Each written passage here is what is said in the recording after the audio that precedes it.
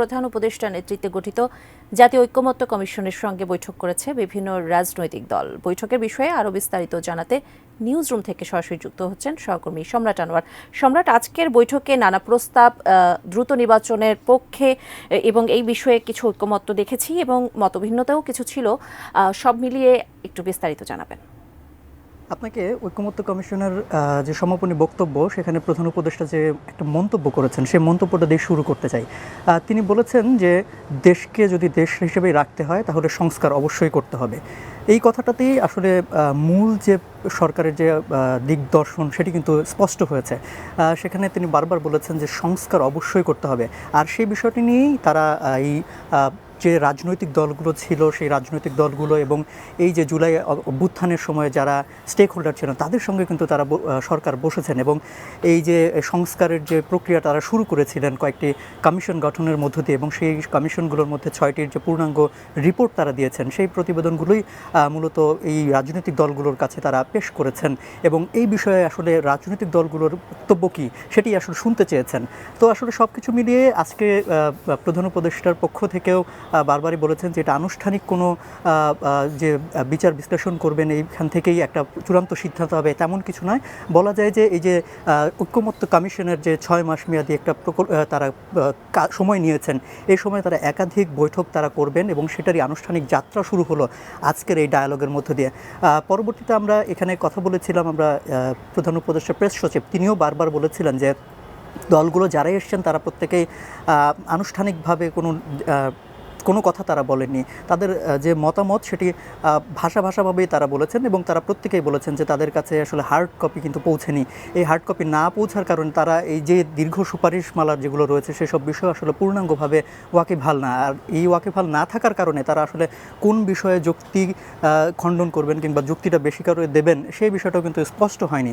তো প্রধান উপদেষ্টাও এই রাজনৈতিক যে দলগুলো আছে তাদের বক্তব্য শুনেছেন এবং তিনি বলেছেন যে পরবর্তীতে সময়ে রাজনৈতিক দলগুলোর সাথে আলাদা আলাদা করে বসবেন। এই যে সংস্কার কমিশন যে 6টি কমিশন রয়েছে তাদের প্রতিনিধিরা আলাদা আলাদা করে বসবেন এবং আনুষ্ঠানিকভাবে তারা তাদের যে ব্যাখ্যা সেটি তারা দেবেন এবং ঠিক একইভাবে সেই ব্যাখ্যার পরিপ্রেক্ষিতে যে সুপারিশ রাজনৈতিক দলগুলো রয়েছে সেই সুপারিশগুলোও তারা জানাবেন এবং আনুষ্ঠানিকভাবে তারা যেটি বলবেন যে সেটি আসলে 6 মাস পরেই হয়তোবা জানা যাবে। আমরা এরকম প্রশ্নও রেখেছিলাম যে আসলে কি সে 6 মাস হবে নাকি সেটি আরও সময় লাগতে পারে। তো এই কমিশনের যিনি ভাইস চেয়ারম্যান রয়েছেন আলী রিয়াজ, তিনি কিন্তু বলেছেন যে হ্যাঁ, তারা এই চেষ্টা করবেন যে 6 মাস যে মেয়াদ তার আগেই যাতে তাদের কাজটি শেষ করতে পারেন এবং আনুষ্ঠানিকভাবে তারা এই কাজ শেষ করার পরেই তারা জুলাই যে সনদ যেটার জন্য অপেক্ষা করছিলেন কিছুদিন আগেও যারা বৈষম্য বিরোধী ছাত্র আন্দোলন জাতীয় নাগরিক কমিটি যে বারবার বলছিলেন যে যারা জুলাই সনদের একটা আনুষ্ঠানিক ঘোষণা তারা চান।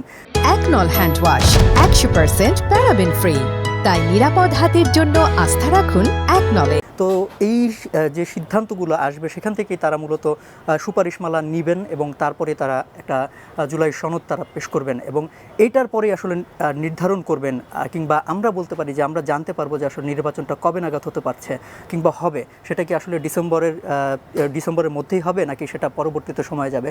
তো এই বিষয়টি নিয়ে আমরা যখন দলগুলোর কাছে প্রশ্ন করি, দলের যা প্রতিনিধিরা যারা ছিলেন তাদের কাছে যখন আমরা প্রশ্ন করি তখন তারা কিন্তু এটা বলেছেন যে কম সময়ের মধ্যে, অর্থাৎ যে সংস্কারগুলো কেবল না করলেই না, শুধুমাত্র সেই সংস্কারগুলো করার পর যত দ্রুত সম্ভব নির্বাচন যাতে সরকার দেয় সেই ব্যবস্থাপনা যাতে করে সেটার আহ্বান তারা জানিয়েছেন সরকারকে। তবে এই ক্ষেত্রে ছাত্ররা যারা রয়েছেন অর্থাৎ বৈষম্য বিরোধী ছাত্র আন্দোলন এবং জাতীয় নাগরিক কমিটির পক্ষ থেকে তারা বলেছেন যে না, তারা স্থানীয় সরকার নির্বাচনটা আগে চান। অর্থাৎ এই যে তাদের যে প্রক্রিয়া তাদের সেখানে কিন্তু বলা হচ্ছে যে সংস্কারটা খুব বেশি দরকার এবং প্রধান উপদেষ্টার যে মন্তব্য দিয়ে আমরা শুরু করেছিলাম সেখানেও কিন্তু তিনি স্পষ্ট করেছেন এবং জোর দিয়েছেন যে সংস্কার কেন হতে হবে, সংস্কার যদি না হয় তাহলে কিন্তু আমরা দেশকে দেশ হিসেবে গঠন করতে পারবো না। তো এই সামগ্রিক প্রক্রিয়াটা আসলে বলা যায় যে আজকের ডায়ালগের মধ্য দিয়ে শুরু হলো। সামনে একাধিক বৈঠক হবে, সেই সব বৈঠকে আসলে সুপারিশমালা সেই রাজনৈতিক দলগুলো যখন দিবে তখনই আসলে আমরা বুঝতে পারবো যে প্রক্রিয়াটা কোন দিকে যাবে, কিভাবে হবে এই সংস্কার কিংবা ঐকমত্যটি কীভাবে রাজনৈতিক দলগুলো হবে, সেই বিষয়গুলো আসলে পরবর্তীতে একাধিক আলোচনার মাধ্যমে বৈঠকের মাধ্যমে আসলে নিশ্চিত হওয়া যাবে।